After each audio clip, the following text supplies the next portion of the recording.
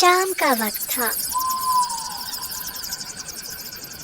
मोहन और विष्णु कब्रिस्तान के विशाल लोहे के द्वार पर खड़े थे। भैया, हम यहाँ कब्रिस्तान के पास क्यों आए हैं? मोहन, तुम्हें इस कब्रिस्तान के अंदर जाना होगा, तभी हमारी किस्मत में लिखा दुख मिटेगा। नहीं भैया, मैं कभी इस जगह के अंदर नहीं जाऊंगा। अगर आप चलेंगे तो मैं भी चलूंगा। मैं नहीं जा सकता मोहन, मैं सिर्फ तुम्हें जाने को कह सकता हूँ। जो काम वहाँ है वो सिर्फ तुम ही कर सकते हो। क्या सच में कोई और रास्ता नहीं है भैया? अगर तू चाहता है कि मैं और तेरी भाभी जिंदा रहें, तो तुझे इस कब्रिस्तान में जाना ही होगा। फिर डरते डरते मोहन जैसे ही पैर कब्रिस्तान के अंदर डालता है, तभी पूरा दृश्य अचानक बदल जाता है। रामपुर गांव में विष्णु अपनी पत्नी मीना और छोटा भाई मोहन के साथ रहता था। फिर एक दिन दोपहर का वक्त था। घर के अंदर से चिल्लाने की आवाज आ रही थी। देखो जी, बस बहुत हो गया, अब मैं और बर्दाश्त नहीं कर सकती हूँ। मैं आपको कितनी बार कह चुकी हूँ कि अपने छोटे भाई को घर से निकाल दो। अगर आपने उसे घर से नहीं निकाला तो मैं ये घर छोड़कर चली जाऊंगी। अरे भाग्यवान, तू ये कैसी बातें कर रही है? ये घर और जमीन में उसका भी हक है। कैसे मैं उसे घर से निकाल दूं? सब क्या कहेंगे? अगर आपको उसकी इतनी फिक्र है तो आप ना मुझे छोड़ दीजिए। मैं आपके साथ नहीं रह सकती हूँ, मुझे वो बिल्कुल बर्दाश्त नहीं है। अच्छा ठीक है भाग्यवान, अगर तू कहती है तो मैं कुछ सोचता हूँ और उसे किसी न किसी तरीके से हम अपने घर से निकाल कर ही रहेंगे। इतने में मोहन वहाँ आ जाता है। भैया भैया, मैं खेत का सारा काम निपटा दिया और वो जो खाद डालना था ना, मैंने वो भी डाल दिया है। अच्छा ठीक है, तुमने सारा काम कर लिया है। देख, घर का जलावन भी खत्म हो गया है, तो जाकर जंगल से लकड़ियाँ ला दे ताकि शाम का चूल्हा जल सके। ठीक है भैया, पर मुझे भी बहुत भूख लगी है। कुछ खाने को मिल जाता तो मैं चला जाता। घर में खाना खत्म है और वैसे भी जलावन नहीं था तो खाना कैसे बनता? पहले लकड़ियाँ लेकर आओ, फिर खाना बनाऊंगी। मोहन उदास होकर चल देता है। अरे, तुमने ये झूठ क्यों बोला? घर में खाना तो पूरे 4 लोगों का पड़ा है। मैं उसे एक वक्त का खाना भी नहीं देना चाहती हूँ। आपको इतनी फिक्र हो रही है तो आप खुद ही बनाकर उसे खिला लो। मीना गुस्से में चली जाती है। मुझे कुछ न कुछ करके मोहन को घर से निकालना ही होगा, तभी मेरे घर में सुख शांति बनी रहेगी। विष्णु बाहर निकलता है। उसी वक्त 2 गांव वाले बात करते दिखाई देती हैं। अरे तूने सुना? हमारे गांव की सरहद पर जो एक कब्रिस्तान है, उसके पास से 2 व्यापारी आ रहे थे। सुना था कि 2 दिन वो उसी कब्रिस्तान में रहे और अचानक वो पागल होकर वहीं पर मर गए। ये तुम कैसी बातें कर रहे हो पंकज? भला ये कैसे हो सकता है? आखिर वो कब्रिस्तान में पागलों की तरह कैसे था और मर कैसे सकता है? तू नहीं जानता, हमारे दादाओं ने कहा है उस कब्रिस्तान में एक माँ बेटी की आत्मा रहती है और कई वर्षों से वही है। जो भी वहाँ जाता है उसके मन को बस में कर लेती है और उससे अपना मनचाहा काम करवाकर उसे मार देती है। फिर तो वो बहुत खतरनाक आत्मा है। अगर वो हमारे गांव में आ गई तो पता नहीं हमारा क्या हाल करेगी। नहीं, वो हमारे गांव में नहीं आ सकती भाई, उसकी सीमा बंधी है। वो कब्रिस्तान से बाहर नहीं निकलती। जो उसके विस्तार में कदम रखता है ना, उसी के साथ ऐसा होता है। मुझे तो ये सुनकर ही रोंगटे खड़े हो गए। चल भाई, ये बात बंद कर। दोनों चली जाती हैं। ये सब विष्णु सुन लेता है। अच्छा, तो कब्रिस्तान का ये राज है। मिल गया रास्ता, मुझे अपने भाई से छुटकारा पाने का रास्ता। वो घर आ जाता है। वहीं दूसरी तरफ मोहन जंगल में लकड़ियाँ काट रहा होता है। तभी एक साधु वहाँ प्रकट हो जाता है। वो लकड़ी काट रहा है। अरे तेरी किस्मत अब बुरी तरह से बर्बाद होने वाली है, चला जाए यहाँ से। अब क्या बोल रहे हैं साधु महाराज? मैं ठीक हूँ और मेरे भैया भाभी भी ठीक है। आपको क्या हो गया है? जिस भैया भाभी का नाम जप रहा है, वही एक दिन तुझे मृत्यु के द्वार पर भेजेंगे। उन्हें त्याग दे और घर वापस कभी मत जा। नहीं, मेरे माता पिता तो बचपन में ही मर गए। भैया भाभी मेरे माँ बाप का प्यार दे रहे हैं। मैं उन्हें कभी नहीं छोड़ सकता हूँ। मोहन वहाँ से चला जाता है। इतना प्रेम करता है ये अपने भैया भाभी से, यही प्रेम इसके गले का फंदा बनेगा। मोहन घर लौट आता है।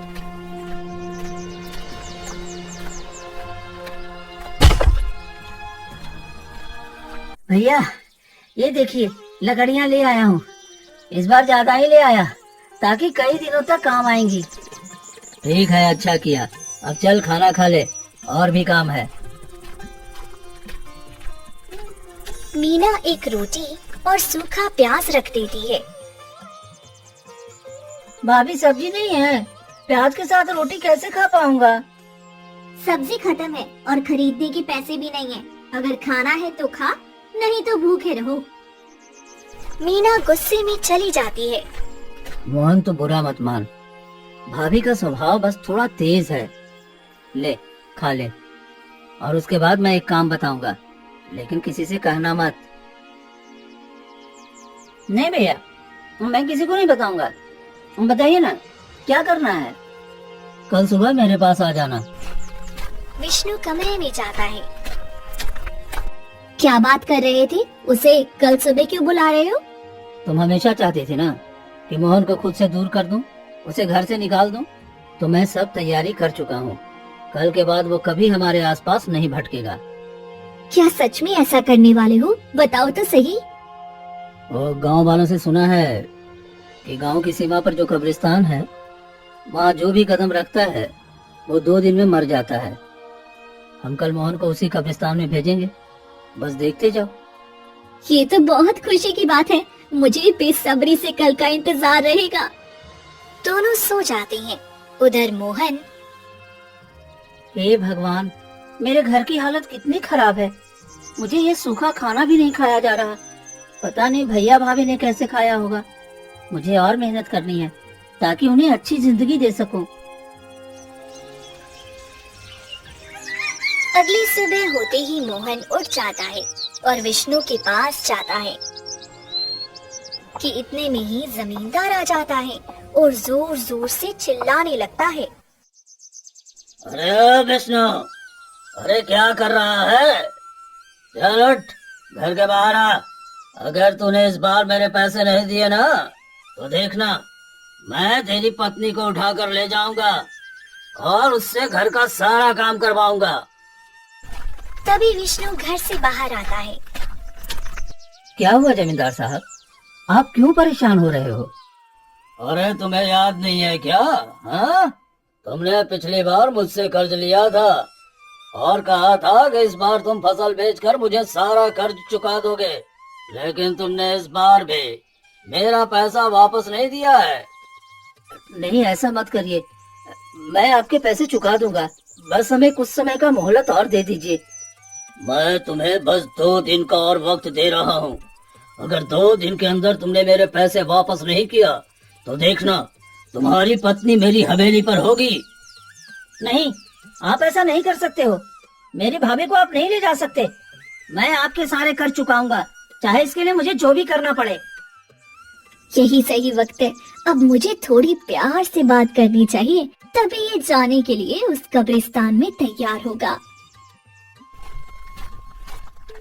ठीक है, मैं जाता हूँ, लेकिन 2 दिन के बाद फिर मैं वापस लौटूंगा। इतना कहकर जमींदार वहाँ से चला जाता है और विष्णु वहीं पर जमीन पर बैठकर रोने का नाटक करने लगता है। हे भगवान, मैं कैसा आदमी हूँ।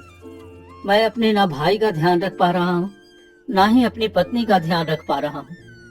मेरे जैसा नालायक पति होने और न होने से कोई फर्क ही नहीं पड़ता। हे भगवान, मुझे उठा ले भगवान, मुझे उठा ले। नहीं भैया, ये आप कैसी बातें कर रहे हैं? आपको कुछ नहीं होगा, मैं वो सारा पैसा चुका दूंगा। 2 दिन में हम वो पैसे कैसे चुकाएंगे? मुझे बचा लो मोहन, मैं जमींदार के साथ नहीं जाना चाहती हूँ। मुझे नहीं जाना है, मेरी रक्षा करो। मैं क्या करूं भैया? अगर कोई उपाय है तो बताइए, मैं वो करने के लिए तैयार हूँ। भाई, मुझे एक चीज का पता चला है। हमारे गांव की सरहद पर जो कब्रिस्तान है ना, उसी के नीचे एक कब्र होगा। उसी के नीचे ढेर सारा खजाना छुपाया गया है। हमारे राजा ने अपना खजाना सुरक्षित रखने के लिए उस कब्रिस्तान में छुपाया है। मुझे ये पता चला एक गुप्तचर से। अगर तू किसी तरह से उस खजाने को ले आता है तो हमारी ये सारी मुश्किलें दूर हो जाएंगी। हम जमींदार का पैसा भी दे देंगे, हमारी पत्नी भी बच जाएगी और हमारी ये सारी गरीबी भी दूर हो जाएगी। लेकिन मैं क्या करूं? मैं चाह कर भी नहीं जा सकता। अगर मैं गया तो सभी को शक हो जाएगा और मुझे इसकी कड़ी सजा मिल जाएगी। अगर तू गया तो मैं ये बात किसी को नहीं बताऊंगा और फिर हमारी सारी परेशानियां दूर हो जाएंगी। हाँ मोहन, अब हमारी उम्मीद सिर्फ तुमसे ही है। अगर तुम नहीं गए तो पता नहीं हमारे साथ क्या होगा। तुम मेरे बेटे जैसे हो, अपनी माँ की रक्षा के लिए इतना तो कर ही सकते हो। भाभी, मैं आपको और भैया को कुछ नहीं होने दूंगा। मैं जरूर जाऊंगा। इतना कहकर मोहन वहाँ से निकल पड़ता है। तभी विष्णु और मीना जोर जोर से हंसने लगते हैं। देखा मीना मेरी चाल? मैंने ही जमींदार को धमकी देने के लिए कहा था। इसके बदले में जमींदार को पूरे 1000 रुपए दिए हैं। अब देखो मेरा काम कितना आसान हो गया। आपने इतने बड़े जमींदार को ये नाटक करने के लिए मना कैसे लिया? अरे तू नहीं जानती, जमींदार मेरा बहुत अच्छा दोस्त है। अरे हम दोनों बचपन के लंगोटिया यार हैं, तो ये मेरे लिए तो इतना कर ही सकता था। अब देखो न चाहकर भी उस कब्रिस्तान के पास मोहन जरूर जाएगा और फिर हमेशा हमेशा के लिए हमें उससे छुटकारा मिल जाएगा। मान गए जी आपके शैतानी दिमाग को। मैंने तो सोचा था कहीं सच में आपने जमींदार से कर्ज लिया होगा, इस वजह से वो ऐसा कर रहा है। नहीं, मैं कर्ज भला क्यों लूंगा? अरे हमारे पास इतनी जमीन है, घर है, फसल होती है। अब ये सारी जमीन, ये सारा घर और जितना माँ का जेवर है ना, वो सब अब तुम्हारा है। अब तो तुम खुश हो ना? हाँ हाँ जी, क्यों नहीं, खुश रहूंगी। भला इतना खुशी का तोहफा आपने मुझे दिया है, मैं खुश क्यों नहीं रहूंगी। दोनों जोर जोर से हंसने लगते हैं। वही मोहन चलते चलते कब्रिस्तान के द्वार पर पहुंचता है। अच्छा, तो यही कब्रिस्तान है। अब मुझे वो खजाना ढूंढना होगा। लेकिन ये कब्रिस्तान इतना सुनसान कैसे लग रहा है? जैसे कोई यहाँ बैठकर रो रहा हो, पर कोई नजर नहीं पड़ रहा है। अरे उससे मुझे क्या, मुझे तो बस खजाना लेना है। मोहन अपने पाँव कब्रिस्तान में रखता है।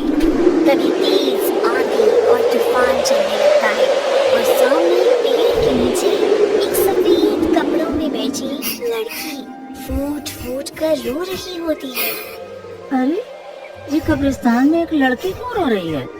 वो भी इतनी शाम को कब्रिस्तान में रो रही है। जरूर कोई बात है, मुझे जाकर पूछना चाहिए। मोहन उसके पास जाता है।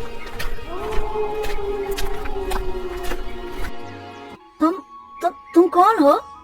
इतनी शाम को यहाँ क्या कर रही हो और रो क्यों रही हो? मेरा नाम माया है और मेरे पिताजी मर गए हैं। इस दुनिया में मेरा कोई नहीं है, इसी वजह से मैं अपने पिताजी के कब्र के पास आकर हर शाम रोती हूँ। अब जो जाने वाला है उसके लिए रोने से क्या फायदा है? तुम्हारे पिता अब दुनिया में नहीं है, ये जानकर मुझे बहुत अफसोस हुआ। लेकिन मत रहो और घर चली जाओ। मेरा कोई घर नहीं है, मैं कहीं नहीं जाना चाहती हूँ। क्या आप मुझे अपनी बहन बनाओगे और क्या आप मेरा भाई बनोगे? क्योंकि मेरा इस दुनिया में कोई नहीं है और मुझे भाई का बहुत शौक भी है। हाँ, क्यों नहीं? एक भाई बना, ये तो गर्व की बात है। बताओ, मैं तुम्हारे लिए क्या कर सकता हूँ? मुझे आपके साथ आपके घर जाना है और आपकी बहन बनकर जीना है। मेरी यही इच्छा है। ठीक है, मैं तुम्हें अपने साथ अपने घर ले जाऊंगा। वैसे आपका कौन है? मैं एक तरह से अनाथ भी हूँ और एक तरह से नहीं भी हूँ। मेरे माता पिता इस दुनिया में नहीं हैं, लेकिन मेरे एक भाई भाभी हैं जो बिल्कुल मुझे माँ पिता की तरह प्रेम करते हैं। तुम चलो, तुम्हें भी खुशी खुशी अपनाएंगे और तुम्हें भी एक बहन का प्यार मिलेगा। ठीक है, मैं जाने से पहले अपनी माँ से पूछ लेती हूँ। तुम्हारा इस दुनिया में कोई नहीं था, और फिर तुम कह रही हो कि अपनी माँ से पूछ लेती हो। ये तुम्हारी माँ कैसे आ गई? मेरी माँ है, पर उन्होंने मुझे घर से बाहर निकाल दिया है और वो मुझे अपनी बेटी नहीं मानती। लेकिन फिर भी कहीं जाने से पहले मैं उनसे पूछती हूँ। अरे ऐसी कौन सी पत्थर दिल है जो एक बेटी को अपनी बेटी नहीं मानती? सच में तुम्हारे साथ बहुत बड़ा अन्याय हुआ है और तुम सच में अपने आप को अनाथ समझ रही होगी। वैसे कहाँ है तुम्हारा घर? चलो चलते हैं। बस यही कब्रिस्तान में ही है, उधर थोड़ा अंदर चलो, फिर मेरी माँ का घर मिल जाएगा। कब्रिस्तान में है तुम्हारा घर? अच्छा ठीक है, चलो चलते हैं। मोहन माया के पीछे पीछे थोड़ा और अंदर जाता है। तभी एक कोने में बहुत ही बड़ा और सुंदर महल दिखता है। अरे इतना बड़ा और सुंदर घर, वो भी कब्रिस्तान में, और ये अपने आप को अनाथ कह रही है।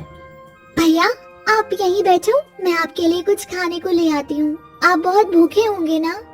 हाँ, मैं कई घंटे से सफर कर रहा हूँ, मुझे भूख तो लगी है। अगर कुछ मुझे मिल जाता तो अच्छा ही रहता। फिर माया घर के अंदर चली जाती है और कुछ ही देर में तरह तरह के पकवान लेकर बाहर आती है। अरे ये अपने घर से इतना सारा पकवान लेकर आई है, ये तो मैंने कभी देखा भी नहीं था। और ये अपने आप को अनाथ और गरीब कह रही है।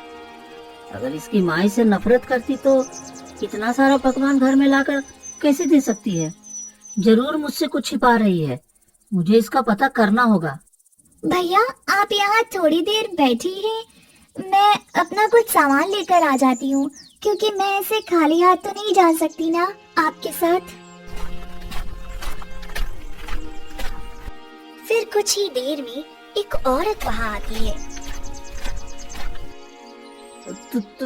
तुम कौन हो? मेरा नाम रेखा है बेटा, और ये मेरी बेटी है। ये मुझसे बहुत नफरत करती है, इसी वजह से ये खुद को अनाथ कहकर तुम्हारे साथ जाने के लिए तैयार हो रही है। मैंने तुम दोनों की बातें सुन ली थी। क्या ये आपकी बेटी है? और फिर भी इस तरह से ये अनाथ क्यों कह रही है कि ये अनाथ है, इसका दुनिया में कोई नहीं है? और आप अपनी बेटी को भला घर से कैसे निकाल सकते हो, वो भी रात के समय में? नहीं, मैंने इसे घर से बाहर नहीं निकाला, ये बस मुझसे नफरत करती है। ये अपने पिता की मौत का जिम्मेदार मुझे समझती है, इसी वजह से ये मेरे साथ रहना नहीं चाहती और यहाँ से जाना चाहती है। पर मैं क्या कर सकती हूँ, इसमें मेरी क्या गलती है? तो ये तो बहुत ही गलत हुआ है, उसे बहुत बड़ी गलतफहमी हुई है, उसे तो आपको दूर करना चाहिए। मैं चाहकर भी उसकी गलतफहमी कभी दूर नहीं कर सकती। उसे बचपन से ही एक भाई बहुत पसंद था और वो अपना भाई पाना चाहती थी, लेकिन मैं उसकी ये इच्छा पूरी नहीं कर पाई। उससे पहले मेरे पति का देहांत हो गया था, इसी वजह से वह मुझसे नफरत करती है कि मैंने उसके पिता को मार दिया और उसे एक भाई भी नहीं दिया। इसी वजह से वह मेरे साथ रहना नहीं चाहती और बहुत नफरत करती है। बेटा तुम अभी यहीं आराम कर लो, क्योंकि देखो इससे आगे जाओगे तो रात का समय, और रात के समय कब्रिस्तान के बाहर नहीं जाना चाहिए, क्योंकि कब्रिस्तान के अंदर सुरक्षित रहता है और इसके बाहर जाते ही पता नहीं क्या क्या घटना तुम्हारे साथ हो जाएगी। तुम यहीं हमारे ही घर में सो जाओ, सुबह चले जाना। ठीक है, मैं सुबह ही चलूंगा, मैं तब तक यहीं सो जाता हूँ। फिर मोहन सो जाता है। तभी आधी रात को जैसे ही 12 बजते हैं,